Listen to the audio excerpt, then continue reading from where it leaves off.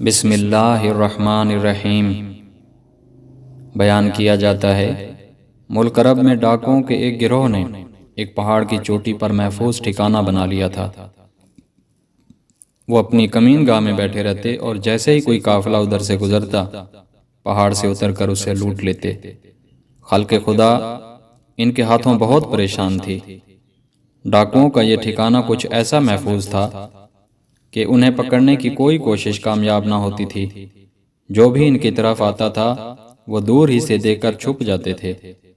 جب ان کا ظلم حد سے بڑھ گیا تو بادشاہ نے ایک ہوشیار جاسوس کو ان کی گرفتاری پر مقرر کیا۔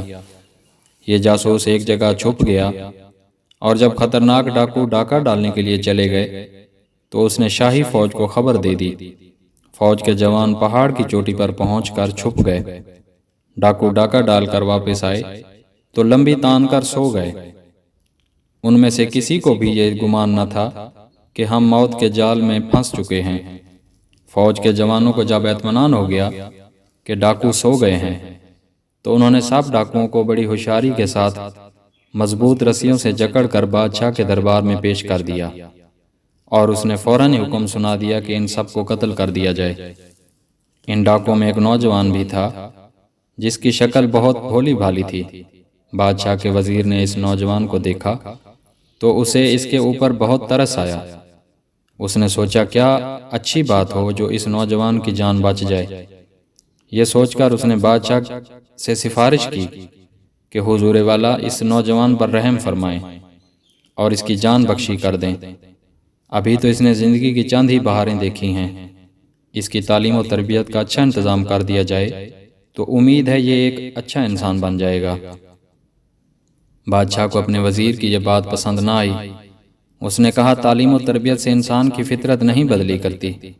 یہ ڈاکوؤں کے خطرناک گروہ میں شامل تھا، اس لیے یہ ضروری ہے کہ ڈاکوؤں کے ساتھ اسے بھی قتل کر دیا جائے۔ یہ عقل مندی نہیں کہ انسان آگ بجھائے اور انگارے کو چھوڑ دے یا سانپ کو مارے اور سپولیے کو زندہ رہنے دے۔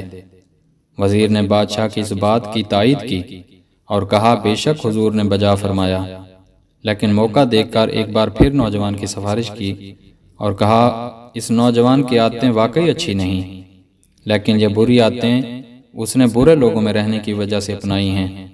اب یہ اچھے لوگوں کے ساتھ رہے گا تو اچھا بن جائے گا۔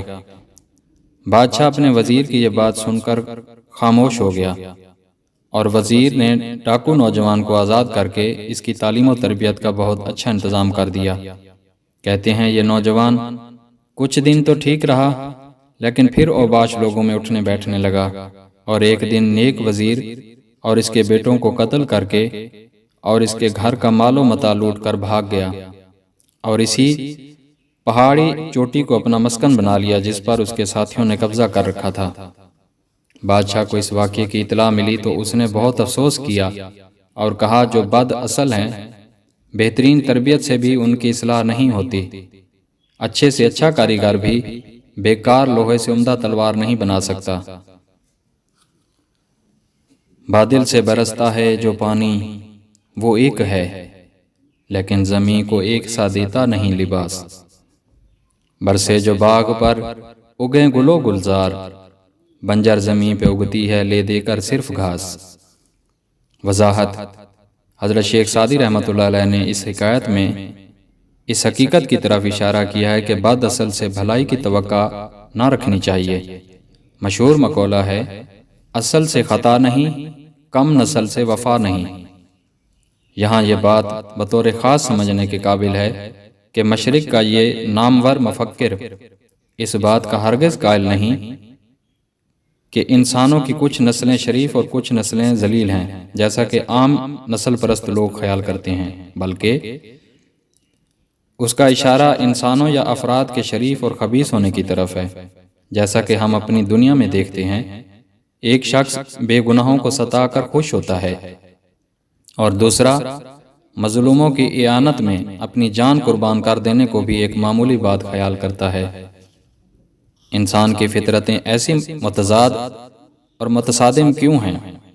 یہ ایک الگ بحث ہے، لیکن اس بات سے انکار ممکن نہیں کہ ایسا ہے۔